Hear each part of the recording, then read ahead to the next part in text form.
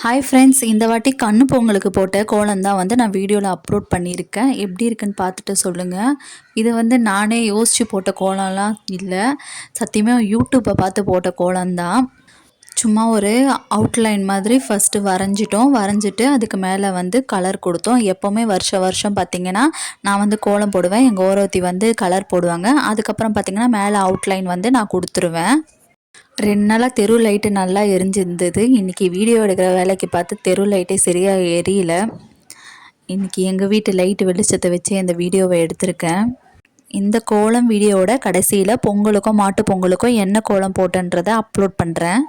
கோலம் பார்த்திங்கன்னா ஃபோனில் பார்த்ததை விட நாங்கள் போடும்போது அவ்வளோ சூப்பராக இருந்தது. அந்த கலர் ஒவ்வொன்றுமே பார்த்திங்கன்னா அவ்வளோ பிரைட்டாக எடுத்து கொடுத்தது.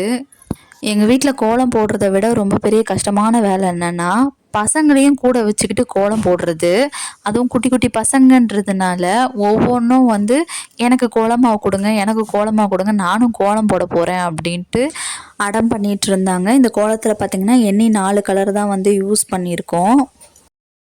கரெக்டாக பார்த்திங்கன்னா 1/2 hour தான் ஆச்சு இந்த கோலம் போட்டு முடிக்கிறதுக்கு. 2 பேரும் சேர்ந்து போட்டதுனால 1/2 hourல முடிச்சிட்டோம்.